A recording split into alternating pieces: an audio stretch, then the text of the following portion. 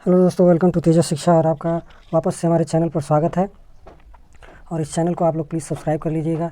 और जैसे इस चैनल पर 50 सब्सक्राइबर पूरे हो, तो मैंने पहले ही कहा है 50 सब्सक्राइबर पूरे होने पर इस पीडीएफ को फ्री कर दूँगा। और ये पीडीएफ आपके एकदम बेहतरीन तरीके से आपके एनसीईआरटी आधारित बनाई गई है। कोई भी एग्ज़ाम हो, जियोग्राफी अब आपका एनसीईआरटी आधारित ही पूछ रहा है और एग्ज़ाम का दायरा बढ़ा कर पूछ रहा है। ठीक है, अब एकदम आपको कमर कस लेनी है। और जैसे ही आपका आरपीएफ एग्ज़ाम आने वाला है, उसमें भी आपको ये लेक्चर काफ़ी हेल्पफुल रहेगा। एकदम बेसिक से मैंने पढ़ाया, इसीलिए आरपीएफ एसआई और कांस्टेबल का, यहाँ तक यूपीएसआई का या आपका आरओ का कोई भी एग्ज़ाम हो, ठीक है, उसमें आप लोग एक बार इसको पढ़ लीजिएगा, एक बार इस लेक्चर को देख लीजिएगा। और जैसे ही 50 सब्सक्राइबर पूरे होते हैं, मैं इस वीडियो को फ्री कर दूंगा।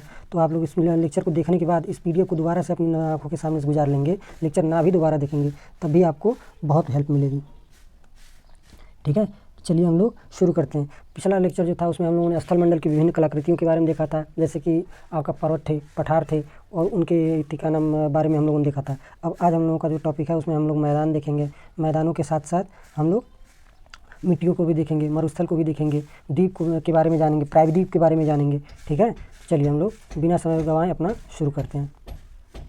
देखिए मैदान मैदान क्या होते हैं? मैदान भूपटल पर निचले तथा समतल क्षेत्र को मैदान कहते हैं। ठीक है, एकदम सपाट होता है। आपके जो गंगा, ये हम लोग जहाँ पे रहते हैं, उत्तर प्रदेश का जो इलाका है वो गंगा यमुना का मैदान है। ठीक है, और जो दक्षिण भारत में आप लोग देखते हैं कृष्णा गोदावरी का मैदान, कर्नाटक और आंध्र प्रदेश के आसपास वो कृष्णा गोदावरी का मैदान है।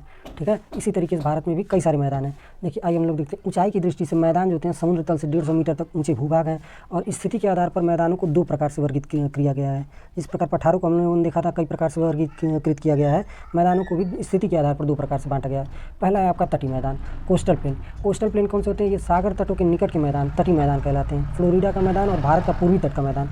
पूर्वी तो भारत आप लोगों ने देखा होगा, इंडिया इस तरीके से है। ठीक है, ये पूर्वी तट का जो मैदान है ये वाला, ठीक है, ये आपका बंगाल वंगाल रखे हुए, उड़ीसा वगैरह जो रखे हुए मैदान है वो आपका तटीय मैदान में आते हैं। ठीक है, और फिर आपका आता आंतरिक मैदान। आंतरिक मैदान महाद्वीपों के आंतरिक भाग में पाए जाने वाले मैदानों को आंतरिक मैदान कहते हैं। यूरोप का मैदान इसका प्रमुख उदाहरण है। हमारी जो बॉलीवुड फिल्म है वो अक्सर यूरोप के मैदानों में शूट होती हैं। देखिए जैसे ये आपका अक्षय कुमार और माधुरी दीक्षित की हम तेरे दिल में आगे करके जो गाना है, गानों को अक्सर इत्ती का नाम बॉलीवुड फिल्मों में मैदानों पर ही शूट किया जाता है। काफ़ी खूबसूरत वादियाँ होती हैं, हीरो हीरोइन, नायक और नायिका होती हैं। आप लोग भी पढ़ लिख लीजिए, उसके बाद आप लोग भी अपनी नायिकाओं के साथ पहुंच जाइएगा। चलिए देखिए प्रोफेसर फिच और ट्विटार्थ ने मैदानों को रचना के आधार पर 4 वर्गों में बांटा है। पहला है आपका समतल मैदान। ये मैदान सपाट और विस्तृत होते हैं। इनकी ऊंचाई सामान्यतः 15 मीटर होती है और इन्हें समतल मैदान कहते हैं। ठीक है, फिर आपका विच्छेदित मैदान। विच्छेदित मैदान 50 से लेकर 100 मीटर की ऊंचाई के मैदान अनाच्छादन के द्वारा कट फट कर उबड़ खाबड़ हो जाते हैं, जिन्हें विच्छेदित मैदान कहते हैं। फिर आपका तीसरा है असमतल मैदान। असमतल मैदान 1.5 से लेकर 50 मीटर ऊंचाई के मैदान, इनके धरातल सपाट व विस्तृत होते हैं, इन्हें असमतल मैदान या तरंगित मैदान कहते हैं। फिर आपका लहरदार मैदान। लहरदार मैदान वो होते हैं जैसे 50 से 100 मीटर की ऊंचाई तक के मैदान, जिनकी सतह समतल न होकर विषम होती है तथा इनके मध्यों में छोटे बड़े टीले भी विस्तृत होते हैं, इन्हें लहरदार मैदान या बेलारी मैदान भी कहते हैं। ठीक है, अब आइए हम लोग स्थिति के आधार पर हो गया, बनावट के आधार पर हो गया। अब हम लोग देखते हैं निक्षेपण के अनुसार मैदानों के निम्नलिखित प्रकार होते हैं। निक्षेपण मतलब कोई मिट्टी का या किसी रेत या बालू के कणों के द्वारा लाकर जो बनाया जाता है मैदान, उसे हम निक्षेपित मैदान कहते हैं। ठीक है, जैसे देखिए नदी के द्वारा निक्षेपित बने मैदान, जो नदियाँ अपने साथ बालू या विभिन्न कंकड़ पत्थर लाती हैं और उसके छोटे छोटे टुकड़े होते हैं, मिट्टियाँ जो होती हैं नदियों के द्वारा लाई गई, उनसे जो मैदान बनते हैं। ठीक है, नदियाँ अपने अपर्दन चक्र की अंतिम अवस्था में स्थलखंड को काट कर अपने आधार तल को प्राप्त कर लेती हैं। इस तरह से निर्मित मैदान को संप्राय मैदान कहा जाता है, जिन्हें निम्नलिखित 3 भागों में बांट सकते हैं। पहला आपका गिरिपद या जलोढ़ मैदान, दूसरा आपका बाढ़ मैदान, तीसरा आपका डेल्टा मैदान।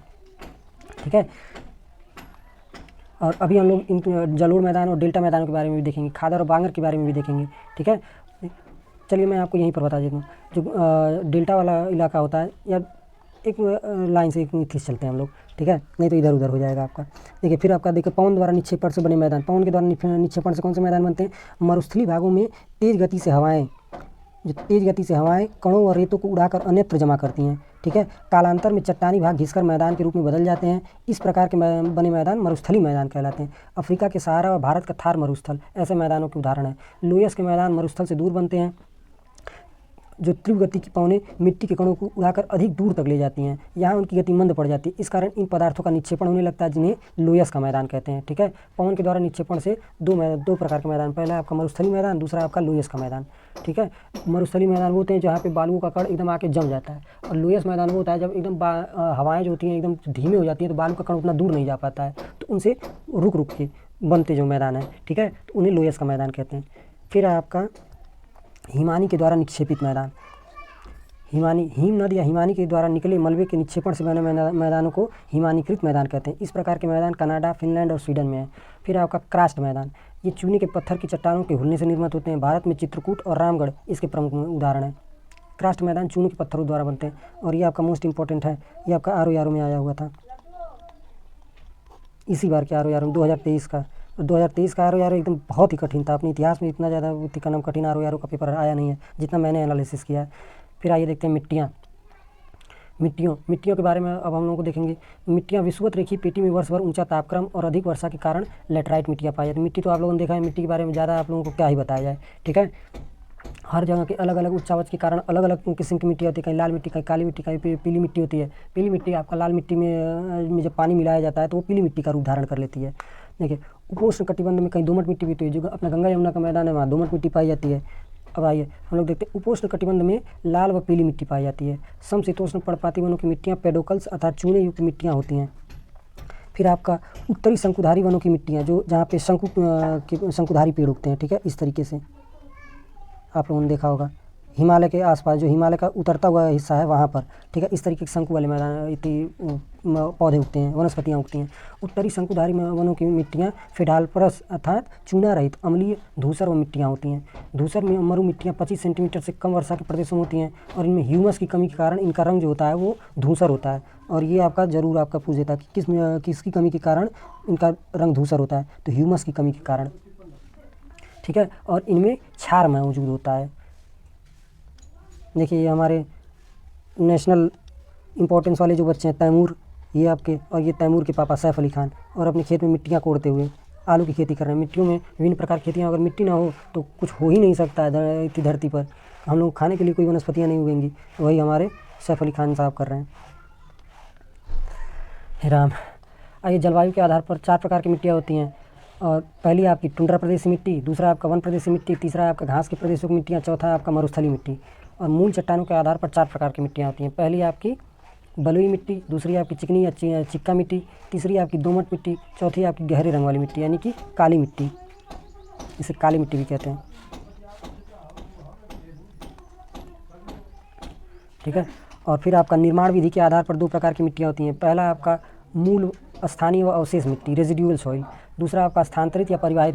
मूल स्थानीय मतलब जो वहाँ की उच्चावच के कारण, उच्चावच मतलब चट्टानों से छटकर, मूल चट्टानों से छटकर बनी हुई, उसको हम क्या कहते हैं, मूल या अवशेष मिट्टी, ठीक है, क्योंकि वो अवशेष। और स्थानांतरित या परिवाहित मिट्टी किसको कहते हैं, जब विभिन्न बाढ़ के द्वारा या हवा के अपर्दन अपक्षय के कारण जो मिट्टियाँ बहकर आती हैं तो उनको स्थानांतरित या अप्रवाहित मिट्टी कहते हैं।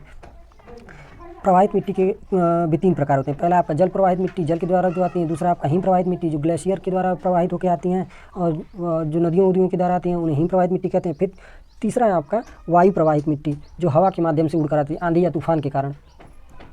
फिर आपका विश्व स्तर पर मिट्टियों को 3 प्रकारों में विभाजित किया गया। पहला आपका कटिबंध मिट्टी, दूसरा आपका कटिबंधारित मिट्टी, और फिर तीसरा आपका अपार्श्विक मिट्टी, ठीक है। ये मिट्टियों के विभिन्न प्रकार हैं, और इस तरीके से हम लोगों का मिट्टियों के ऊपर लेक्चर खत्म होता है। और मिट्टियों के बारे में एकदम और डिटेल में हम लोग जब हम लोग भारत की जियोग्राफी पढ़ेंगे, भारत का भूगोल पढ़ेंगे, उसमें हम लोग देखेंगे, ठीक है। अभी आप लोगों का केवल विश्व भूगोल में इससे ज़्यादा आप लोगों का आना नहीं है, तो इससे ज़्यादा आप लोगों को बताने की भी ज़रूरत नहीं है। सब कुछ पढ़ने ज़्यादा ये ज़रूरी होता है कि हमें क्या पढ़ना चाहिए, हमारे लिए क्या ज़रूरी है। देखिए मरुस्थल क्या होते हैं। मरुस्थल सामान्य मरुस्थलों को शुष्क या वनस्पति विहीन भूपटलीय दृश्यों के रूप में जाता है, जहाँ की नग्न मिट्टी पर वायु अपर्दन, परिवहन और निक्षेपण की क्रिया संपन्न की जाती है। मरुस्थल निम्नलिखित प्रकार के होते हैं। मरुस्थल देखिए या तो एकदम बर्फीले होंगे, ये देखिए आपका ये लद्दाख का है, ये लद्दाख मरुस्थल है, लद्दाख मरुस्थल, ठीक है। और आपका यहाँ पर ये देखिए, यहाँ पर तो पूरा बर्फ़ ही बर्फ़ है, और ये देखिए आपका थार मरुस्थल, थार मरुस्थल, ठीक है। ये भारत का, और यहाँ पर बिल्कुल पानी नहीं, और यहाँ पर क्या नाम है, पानी होते हुए भी कुछ उत्पन्न नहीं होगा। मतलब मरुस्थल ऐसे इलाके होते हैं, ज़रूरी नहीं कि आपका रेत ही रेत होगा, ये ऐसा ज़रूरी नहीं है, वहाँ पे बर्फ़ भी पड़ सकती है। ऐसा इलाका जहाँ कुछ उगता ही ना हो, उसे ही मरुस्थल कहा जाता है। देखिए वास्तविक मरुस्थल बालू से परिपूर्ण धरातल वाले मरुस्थल ही वास्तविक मरुस्थल कहे जाते हैं। दूसरा आपका पथरीले मरुस्थल, पथरीले मरुस्थल किन्हें कहते हैं? ऐसे मरुस्थल जिनकी सतह से पवन की क्रियाओं द्वारा बालू के उड़ा दिए जाने के पश्चात भूमि पर कंकड़ पत्थर आदि जब अनुप्रस्थ अवस्था में बिखरे हुए पाए जाते हैं तब उसे पथरीले मरुस्थल कहते हैं। जो आपका जैसे बालू उड़ गया, मिट्टी उड़ गई तो एकदम खड़े खड़े पहाड़ नुकीले नुकीले दिखे होंगे, कई मूवी में आप लोगों ने देखा होगा, ठीक है, वो कैसे कहलाते हैं? पथरीले मरुस्थल कहलाते हैं आपके। फिर आपका चट्टानी मरुस्थल, जब पवनों की अपरदनात्मक क्रियाओं के परिणाम स्वरूप मरुस्थली भागों में एकदम नग्न चट्टानी धरातल ऊपर दिखाई पड़ने लगते हैं तो उसे चट्टानी मरुस्थल कहते हैं। फिर आपका पर्वत मरुस्थल, जब कोई मरुस्थल चारों ओर से पर्वतों से घिरा रहता है तब उसे पर्वत मरुस्थल कहते हैं। फिर आपका वास्तविक मरुस्थल को सहारा मरुभूमि वाले क्षेत्र में इर्ग तथा तुर्कमेनिस्तान वाले क्षेत्र में क्या कहते हैं? कोम कहते हैं। यहाँ पे इर्ग कहते हैं आपका, देखिए, वास्तविक मरुस्थल को सहारा मरुभूमि वाले क्षेत्र में इर्ग तथा तुर्कमेनिस्तान वाले क्षेत्र में कोम कहा जाता है। पथरीले मरुस्थल को अल्जीरिया में रेग तथा लीबिया तथा मिस्र में सेरीर कहा जाता है, ठीक है, और इनको आप लोग ध्यान में रखिएगा, एग्जाम में पूछ देता है। और चट्टानी मरुस्थल को सहारा क्षेत्र में हम्मादा कहते हैं, चट्टानी मरुस्थल को हम्मादा कहते हैं, और पर्वत मरुस्थल को बाल्सन मरुस्थल कहते हैं, बाल्सन डेजर्ट। अब आइए हम लोग द्वीपों की तरफ चलते हैं। द्वीप किसे कहते हैं? स्थल मंडल का ऐसा भूभाग जिसके चारों ओर जल का विस्तार हो उसे द्वीप कहते हैं। द्वीपों का आकार कुछ वर्ग मीटर से लेकर हजारों वर्ग किलोमीटर तक होता है, ठीक है, जो जैसे चारों ओर यहाँ पे वो हो गया, पानी आपका हो गया ऐसे ऐसे ऐसे करके, चाहे वो नदी हो सकता है और चाहे समुद्र हो सकता है, और उसके बीचों बीच आपका द्वीप होगा, ठीक है, चारों ओर से जल से घिरा हुआ क्षेत्र, ठीक है, उसे हम लोग क्या कहते हैं? द्वीप कहते हैं। कहीं पर भी ये स्थल मंडल मुख्य स्थल भूमि से जुड़े हुए नहीं होते हैं। और स्थिति के आधार पर द्वीप 3 प्रकार के होते हैं। पहला आपका महाद्वीपीय द्वीप, महाद्वीपों के सीमावर्ती सागरी भागों में स्थित तथा महाद्वीपों के समान ही संरचना वाले द्वीपों को महाद्वीपीय द्वीप कहा जाता है। और फिर आपका दूसरा महासागरी द्वीप। महासागरी द्वीप किसे कहते हैं? गहरे महासागरी भागों में स्थित तथा अपने सीमावर्ती भूखंड से पूर्णतः भिन्न रचना वाले द्वीपों को महासागरी द्वीप कहा जाता है। फिर आपका अभ्यंतरिक द्वीप। अभ्यंतरिक द्वीप कौन से होते हैं? जो नदियों व झीलों के बीच में बने द्वीपों को अभ्यंतरिक द्वीप कहते हैं। और सबसे बड़ा नदी द्वीप आपका कहाँ पे है? सबसे बड़ा नदी द्वीप आपका यहाँ पर अपने असम में है, ठीक है, माजुली नदी पर असम में विश्व का सबसे बड़ा नदी द्वीप है। फिर आपका उत्पत्ति के आधार पर द्वीप निम्न प्रकार के होते हैं। पहला आपका विवर्तनिकी द्वीप। विवर्तनिकी द्वीपों में होते हैं स्थलीय भाग के निमज्जन से बने द्वीप, समुद्री तल के निमज्जन से बने द्वीप, भूदर्शन व दरार से निर्मित द्वीप, और फिर आपका महाद्वीपीय प्रवाह से निर्मित द्वीप, ठीक है। फिर आपका आते हैं निक्षेपण मूल द्वीप या डिपोजिशनल आइलैंड। डिपोजिशनल मतलब जिनका जमा होने के कारण हुआ है। जमा होने के से 3 तरीके के द्वीप बनते हैं। पहला आपका नदी निक्षेप से बने द्वीप, फिर आपका हिमानी यानी कि हिमानियों के द्वारा बहा कर लाया गया मलबों से बने द्वीप, फिर आपका तरंग निक्षेप से बने द्वीप, और फिर आपका अपर्दन मूलक द्वीप। अपर्दन मूलक द्वीप 3 प्रकार के होते हैं। पहला हिमानी अपर्दन से बने द्वीप, नदी अपर्दन से, सागरी लहरों के अपर्दन से बने द्वीप, ठीक है, इरोजनल होते हैं ये। फिर आपका ज्वालामुखी द्वीप और आपका प्रवाल या कोरल द्वीप। प्रवाल या कोरल द्वीप आपका कहाँ पर पाया जाता है? ऑस्ट्रेलिया का कोरल प्रायद्वीप, ऑस्ट्रेलिया का सबसे बड़ा है। फिर आपका प्रायद्वीप। और प्रायद्वीप क्या होते हैं? समुद्र या किसी झील में आगे की ओर निकली हुई भूमि, ठीक है, आगे की ओर निकली भूमि जो लगभग तीनों ओर से जल से घिरी हो, या किसी स्थल का वह नुकीला भाग जो तीनों ओर जल से घिरा हो उसे प्रायद्वीप कहते हैं। जो चारों तरफ जल से घिरा उसे द्वीप कहते हैं, और जो क्या कहते हैं आपका केवल 3 तरफ से जो जल से घिरा उसे प्रायद्वीप कहते हैं। भारत क्या है? एक प्रायद्वीप है। और इसके साथ ही हम लोगों का ये लेक्चर समाप्त होता है। और आप लोग इस लेक्चर को 2-3 बार रिवाइज़ करेंगे, और रिवाइज़ करने के साथ साथ आप लोग चैनल को सब्सक्राइब भी करेंगे, ठीक है। और जैसे ही आप लोग 50 सब्सक्राइबर पूरे करवा देते हैं वैसे ही मैं इस PDF को एकदम फ्री ऑफ कॉस्ट कर दूँगा, ठीक है।